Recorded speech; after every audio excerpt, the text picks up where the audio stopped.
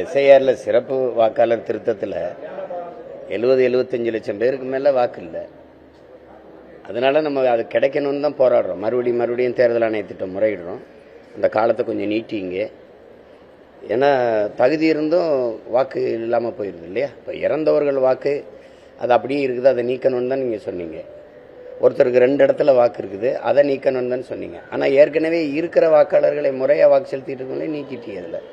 இப்போ அதனால் மாஞ்சோலையில் இருக்கிற அந்த தோட்ட தொழிலாளர்களுக்கு வாக்கு இருக்குது, ஆனால் நீக்கப்பட்டிருக்குங்கிறதான் பிரச்சனை. அதனால தான் நம்ம பிள்ளைங்க பேசுனாங்க. அப்போ அதை போய் நம்ம அதில் என்ன கருத்து சொல்ல சொல்கிறீங்க?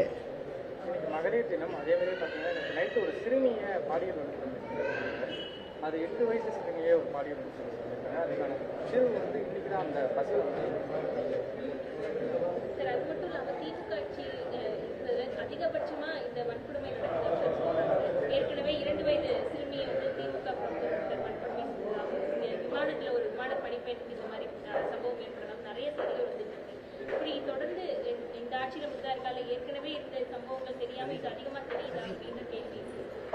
தொடர்ச்சியாக உங்களுக்கு தெரியும், 2 கட்சியிலுமே இவங்க வந்து அண்ணா பல்கலைக்கழகம்னா அவங்க பொள்ளாச்சி பாலியல் வன்கொடுமைம்பாங்க. இது கூடுதலாக இருக்கிறது காரணம் தங்கச்சி, இதில் நீங்கள் புரிஞ்சுக்கணும்.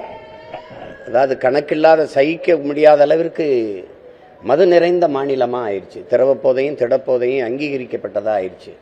பள்ளி கல்லூரி வளாகங்கள் வழிபாட்டு தலங்கள்ல எல்லாம் அவங்களுக்கு கஞ்சா அபின் கொக்கைன்னு எல்லாம் தெரியுது. கஞ்சா சாக்லேட்டே பள்ளிக்கூடத்தில். என்னுடைய தங்கைகள் தம்பியெல்லாம் ஆசிரியர்களாக இருக்காங்கல்ல, அவங்க அழுகிறதே நம்ம பிள்ளைகள் எல்லாம் இந்த போதையோடு தான் உள்ளே வருது, படிப்பு என்ன படிப்பிக்கிறதுன்னு கேட்டு அழுததெல்லாம் இருக்குது. இப்போ நாங்குநேரி படுகொலையாகட்டும், எந்த ஒரு செயலை செய்கிறவனும் நிறைந்த போதையில் தான் செய்கிறான். சராசரி மனநிலையில் யாரும் அதில் ஈடுபடலை. உங்களுக்கு தெரியும், இப்போ விசாரித்து பார்த்தீங்கன்னா ஒரு போதையில் தான் பண்ணியிருப்பாங்க.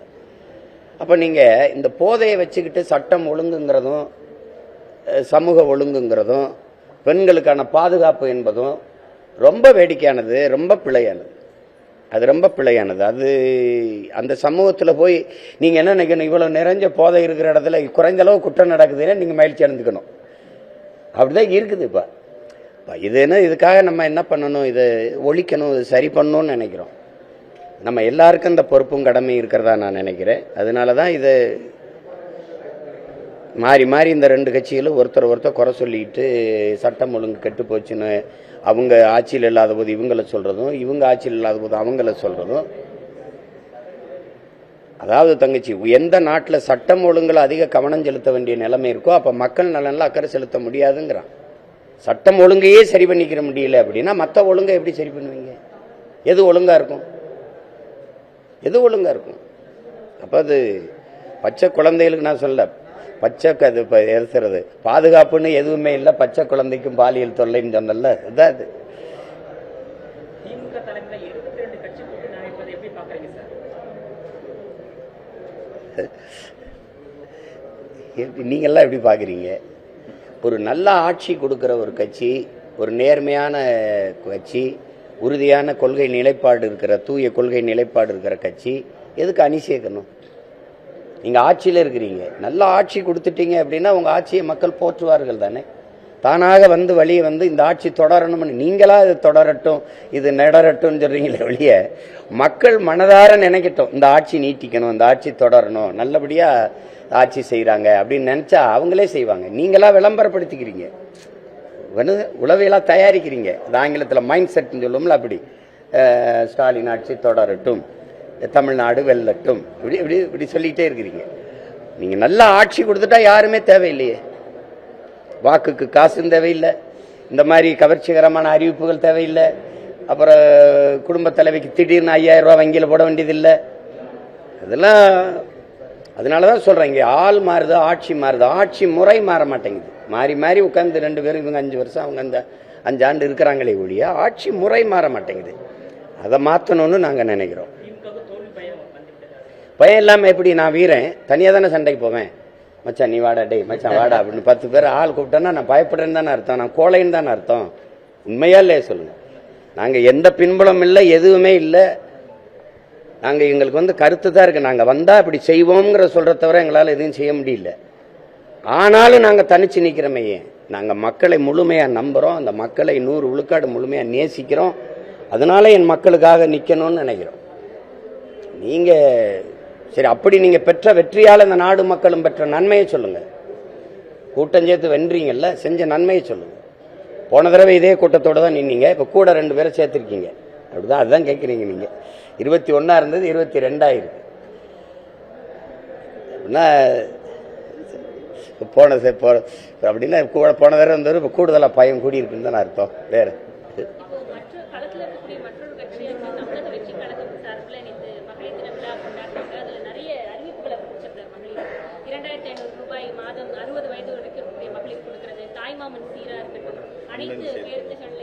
அண்ணன் சித்தரன் தாய்மாமன் நிறைய அறிவிப்புகள் கொடுத்திருக்காங்க. நீங்க பார்த்திருப்பீங்க. இது எந்த அளவுக்கு ஒரு ஆரோக்கியமானதுன்னு நினைக்கிறீங்க? இல்லை அண்ணன் வந்து இந்த மாதிரி முறையை நான் வந்து வெறுக்கிறேன், அருவருக்கிறேன். இது ஒரு ஆட்சியே கிடையாது. இது வந்து ஒரு எப்படி சொல்றது, இது ஒரு வியாபாரம். இது வந்து மக்களுக்கு வந்து ஒன்று வாங்கினா ஒன்று இலவசம்னு சொல்லுவோம்ல, இப்போ நீங்கள் இது வாங்கினா அந்த மாதிரியான ஒரு திட்டம். அது என்ன சொல்றது உங்களுக்கு புரியுது? ஆடி தள்ளுபடி மாதிரி அன்னபூரணி சூப்பர் 6 எல்லாம் இந்த எரிகாற்று உருளையே எங்கிருந்து கொடுப்பீங்க? 6 உருளை கொடுப்பீங்க, அதில் ஒரு நீங்கள் வாங்கி தான் கொடுக்கணும், அதில் இழப்பீங்க, அதில் எத்தனை ஆயிரம் கோடி இழப்பீங்க? அந்த இழப்பை எப்படி ஈடுகட்டுவீங்க? ஏற்கனவே 10.5 லட்சம் கோடி கடன் இருக்கு, 1 லட்சம் கோடி வட்டி இருக்கு. என்ன சொல்றது புரியுதா? இப்போ இப்படியே நீங்கள் வாங்கி இப்படி செலவு, தாலிக்கு தங்கம், மோதிரம், அது இலவசம், இது இலவசம், இது இலவசம்னே சொல்லிட்டு போனீங்கன்னா கடைசியாக ஒரு நாள் நாடு வந்து ஏலத்துக்கு வரும். இப்போ நீங்கள் தங்கச்சி கடன் பெறும்போது நீங்கள் ஒரு வங்கியில் கடன் பெற போகிறீங்க, இல்லை ஒரு முதலாளிகிட்ட கடன் பெறப்பீங்கன்னா ஒரு ஈடு கேட்பான், ஒரு சொத்து பத்திரம் கேட்பான், அல்லது வீட்டு பத்திரம் கேட்பான், இல்லை ஏதாவது ஒரு அடமானமாக கேட்பான். நீங்கள் எதை அடமானமாக வச்சு பெறுவீங்கன்னு எனக்கு சொல்லுங்கள். ஒன்று என் மண்ணின் வளத்தை வைப்பீங்க, நாட்டு நிலத்தை வைப்பீங்க, மக்களின் நலத்தை அடமானம் வைப்பீங்க, மக்களில் நீங்கள் வரியாக எடுப்பீங்க. இப்போ நீங்கள் கடந்த இந்த திமுக ஆட்சியில் மட்டும் 3 முறை மின்கட்டணம் உயர்ந்திருக்கா இல்லையா? சரி, தவிர்க்க முடியாத ஒரு பயன்பாடாக இருக்குல்ல மின்கட்டணம். அப்போ அத்தியாவசிய பொருள் தேவையினுடைய இதில் வரியை ஏற்றிடுறீங்க, சொத்து வரியை ஏற்றிடுறீங்க. அதை ஏற்றிட்டு கணக்கில்லாமல் ஏற்றி சகிக்க முடியாத, வாழ முடியாத நிலக்கடிக்கு தள்ளிட்டு ஒரு 1000 ரூபாய் கொடுத்து அதை மறைக்க பார்க்குறீங்க. இது சரியான ஆட்சி முறையான ஒரு அறிவு சமூகம் வந்து சிந்திக்கணும். இது எங்கே போகும்? இவர் 2000 கொடுக்குறேன்றாரு, இவர் 2000 கொடுக்குறாரு, நான் வந்து 2500 ரூபா கொடுக்குறேங்கிறது இது வளர்ச்சியில் எடுக்கிறதா? ஒரு நாடு கடன் வளர்ச்சியவே வளர்ச்சின்னு கட்டமைக்கிறது எப்படி இருக்கிறது? அது எந்த மாதிரியான ஆட்சி முறை? இது நல்ல நிர்வாகமா? இது தூய நிர்வாகமா? எப்படி நிர்வாகம்? தங்கச்சி, இப்ப நான் இப்படி கையேந்துறேன், பிச்சைன்னு சொல்றீங்க, நாடே கையேந்தனா எப்படி அது பிச்சை இல்லாம இலவசமாகும்? இப்படி கொடுத்துக்கிட்டே போறோம். 10 லட்சம் கோடி, அப்புறம் 15 லட்சம் ஆகுது, அப்புறம் 20 லட்சம் கோடி ஆகுது, இப்போ 1 லட்சம் கோடி வட்டி, 2 லட்சம் கோடி வட்டி ஆகும். இந்த வரி சுமை யார் மேல விழும்? இந்த வட்டி சுமை யார் மேல விழும்? மக்கள் மேல. ஒரு நாள் நெருக்கடி சமாளிக்க முடியாம பொருளாதாரத்தில் பெரிய வீழ்ச்சி வரும்போது நாடு ததறிடும். அது எங்கே நடக்குது? இலங்கையில் நடந்த மாதிரி, பங்களாதேஷ் நடந்த மாதிரி, இப்போ நேபாளில் நடந்த மாதிரி. அப்படிங்க வந்தால் அது ஒரு ஸ்டேட் அளவு வந்தாங்கச்சு, ஒரு மாநில அளவு தான் அது. ஆனால் 29 மாநிலம், 8 ஒன்றிய பிரதேசம், அப்போ எவ்வளவு பெரிய துணை கண்டது நாடு. இது செதறிச்சுன்னா என்ன ஆகும்? அப்ப கடன் பெறுவதுங்கிறது இது ஆக்கப்பூர்வமா பேசுங்க. இது வந்து ஒரு நிரந்தர தீர்வு நோக்கி நகர்த்துங்க. இதுல ஒரு 20,000 கோடி வருது, செலவாகுது 12,000 கோடி. இந்த 12,000 கோடியை முதலீடு செய்து என் தாய்மார்கள், என் அக்காக்கள், என் தங்கைகள் தங்களுக்கு தாங்களே வருவாய் ஈட்டிக் கொள்ற ஒரு நிலையான ஒரு வாய்ப்பை ஏற்படுத்தி கொடுக்கணும். அதுதான் நல்ல ஆட்சி முறை. படிக்க போற பெண்ணுக்கு 1000, படிக்க போற தம்பிக்கு 1000, வீட்டில் இருக்க அம்மாவுக்கு இப்ப 2000 கொடுக்குறீங்க. படிக்க நீங்க போகும்போது 1000 கொடுத்துறோம் தங்கச்சி, படிச்சுட்டு நின்றுட்டீங்களா 1000 கொடுப்பாங்களா? அப்ப அந்த 1000 ரூபாய்க்கு நீங்க என்ன பண்ணுவீங்க? அப்ப படிச்சுட்டு நிற்கும் போது வேலை கொடுக்கணும். புரியுதா உங்களுக்கு? அப்ப அதனால இது வந்து கொடுமையான ஆட்சி முறை, இது மக்களை ஏமாற்றுவது. இது வந்து இந்த மாதிரி ஒரு திட்டத்தை சொல்லும் போது அது சரியா இல்லை. இது வளர்ச்சின்னு வார்த்தை வச்சுட்டு ஒரு இனிப்பு பசப்பு வார்த்தைகளை சொல்லி கடனை பெற்று தற்காலிக தேவைகளை பூர்த்தி செஞ்சுக்கிட்டு நிவர்த்தி செஞ்சு அதை மட்டும் சரி செஞ்சுக்கிட்டே போறது வந்து சரியில்லை. நீங்க அவரே இப்ப 2 கட்சியும் சாராயம் வச்சிருக்கு. என் தம்பி வந்து ஒரு வார்த்தை சொல்ல மாட்டார். நீங்க மகளிர் நலன்கிறீங்க, பாதுகாப்பீங்க. சாராய கடையை போதை வச்சுட்டு எப்படி பெண்களை பாதுகாப்பீங்க? எப்படி பாதுகாப்பீங்க? தெருவுக்கு தெரு சாராய கடை வச்சுக்கிட்டு எப்படி பாதுகாப்பீங்க? சாராயத்தை ஒழிப்பேன்னு சொல்ல இதை ஒழிப்பேன், மதுவை ஒழிப்பேன். மதுவை ஒழிக்கும் போது ஒழிக்காம சட்டம் ஒழுங்குங்கிறது வெட்டி பேச்சு, அது ஒரு கேலியான பேச்சு, அது ஏமாற்று பேச்சு. சாராய கடை திறந்து வச்சுக்கிட்டு என்ன சட்டம் ஒழுங்கு இருக்குல்ல? மது போதையில் இருக்கும், மதி மயக்கத்தில் நினைவிழந்து இருக்கிறவன்ட்ட என்ன ஒழுங்கு இருக்கும்? என்ன ஒழுங்கு இருக்கும்? அதை நிறுத்த முடியல, அதை ஒழிப்பேன்னு சொல்ல முடியல. அப்புறம் நீங்க அங்க போய் கரூர்ல போய் பாட்டிலுக்கு 10 ரூபா 10 ரூபாய்ன்னு பாடுனீங்க, 10 ரூபா கூட்டி வித்துட்டாங்க, ஏத்தி வித்துட்டாங்கிறத சொல்றீங்க. சரி, நான் வந்தால் இதை ஒழிப்பேன் அப்படின்னு சொல்லணுமா இல்லையா? அப்புறம் இலவச பேருந்துலாம் நீங்க எப்படி? நான் உங்கள்கிட்ட தங்கச்சிட்ட ஒன்று கேட்கிறேன், நான் இலவசமா உங்களுக்கு மின்சாரம் தந்துடுறேன். நீங்க வீட்டை விட்டு வெளியில போகும்போது அந்த மின் விளக்கையோ அல்லது குளிரூட்டியோ மின் விசிறியோ தொலைக்காட்சியோ அணைச்சு விட்டு போவீங்களா? மனச்சான்றது எதிராளாம பதில் சொல்லுங்க. அணைச்சு விட்டு போவீங்களா? இலவசம்னா பொறுப்பா அதை அணைப்பீங்களா? எவ்வளவு எவ்வளவு பொறுப்பற்று பயன்படுத்துவீங்க? அப்ப இலவசம்னா அது எப்படி கவனக்குறைவாயிரும், பொறுப்பற்று போயிரும். பொருளின் அருமை தெரியாது தங்கச்சி. பொருளின் எது ஒன்றும் அதான் சொல்றாங்கல்ல, தாய்ப்பாலும் தண்ணீரும் மலிவா கிடைப்பதனாலேயே நீ மதிக்க மாட்டேங்கிற. பூமி உன் காலுக்கு கீழே மிதிபடுவதாலேயே அதன் அருமை தெரிய மாட்டேங்குது. நீ மதிப்பு எதை மதிக்கணுமா மதிக்க மாட்டேங்கிற, அதை மிதிக்கிற.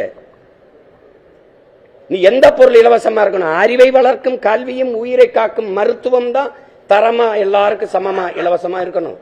நீ அறிவை கொடு எனக்கு, அதுக்கப்ப வேலையை கொடு, நான் பழச்சுக்கிறேன். உயிரை காக்க மருத்துவத்தை தரமா கொடு. நீ அமைச்சர்கள் முதலமைச்சர்கள்லாம் போய் தனியார் மருத்துவமனையில் படுத்துக்கிறீங்க, நாங்க இங்க போய் படுக்கிறது. அரசு மருத்துவமனை அரசு மருத்துவத்துறைக்கு நீங்க ஒதுக்குற நிதி எங்க போகுது? என்ன தரம் உயர்ந்திருக்கு? மருந்தின் தரம், மருத்துவத்தின் தரம், மருத்துவ கட்டடத்தின் தரம், மருத்துவமனையின் தரம் ஏதாவது இருக்கா? ஏன் ஒவ்வொரு அறையும் பிணவர மாதிரி இருக்க? எப்படி தரம் அங்க இல்ல?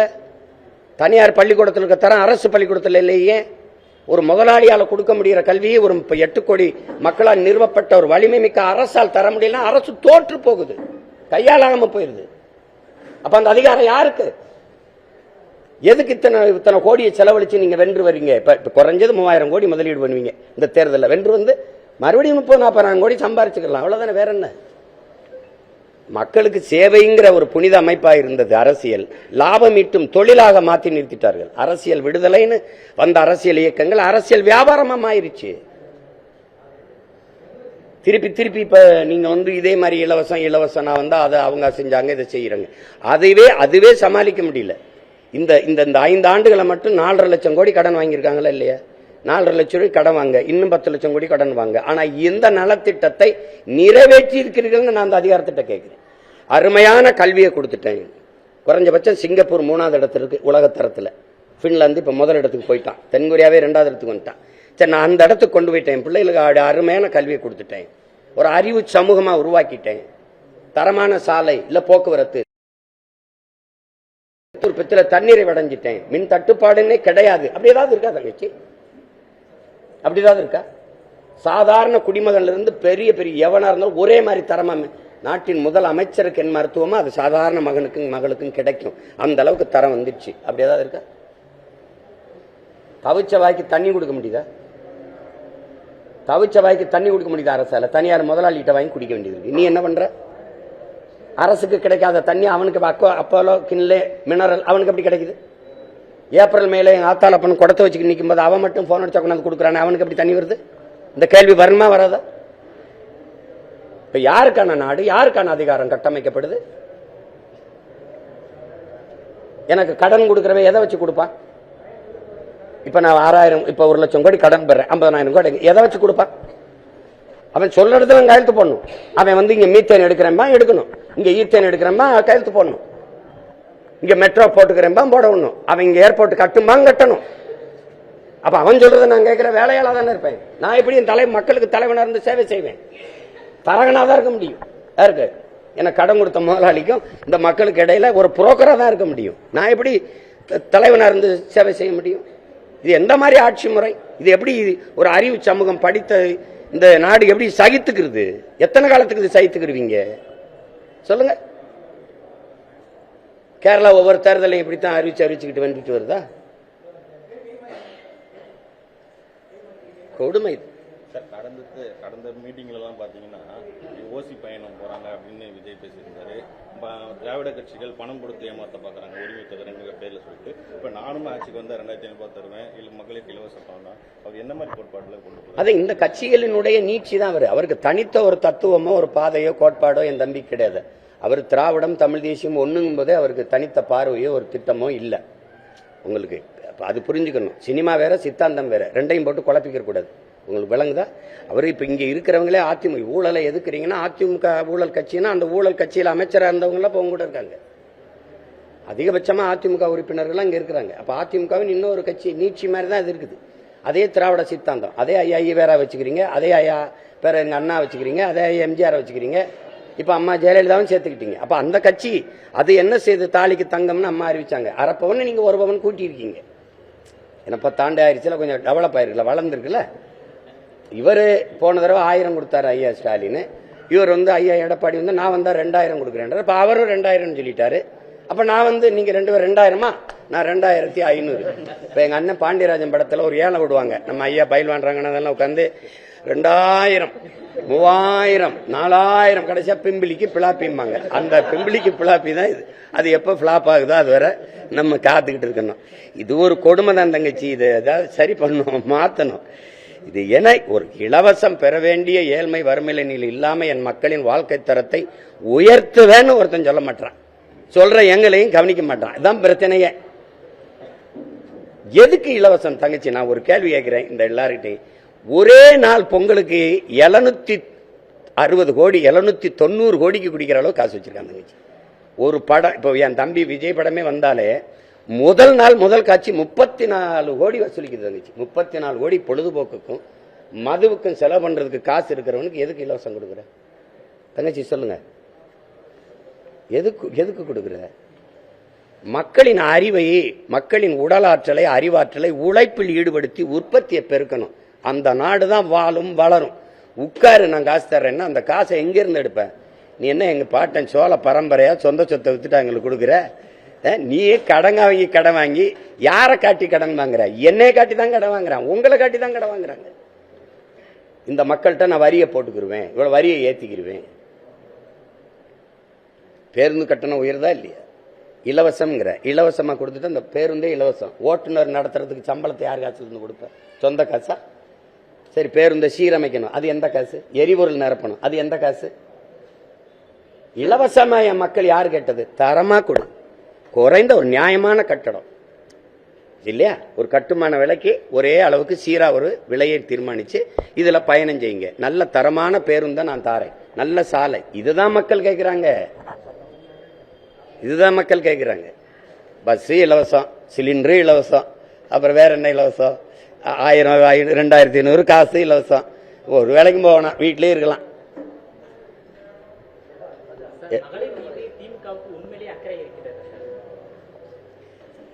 அக்கறை இருக்கிறனால தான் 5000 போட்டிருக்காங்க. தம்பி, ஏன் தம்பி இது போய் அடுத்த கட்டமா தமிழகம் முழுவதும் எப்போ சார் இது பிரச்சாரங்கள், சுற்றுப்பயணங்கள்? இல்லை, அது இப்போ வேலை நடந்துகிட்டு இருக்கு. கொஞ்சம் வேலை இருக்குது, ஒரு வாரம். அப்புறம் கொஞ்சம் நிதி செலவு புரட்டணும்ல, அது 4 பேரை பார்த்து பிச்சை எடுத்து கையில் வச்சுக்கிட்டு கிளம்புவோம். கொஞ்சம் காலம் தேவைப்படுது.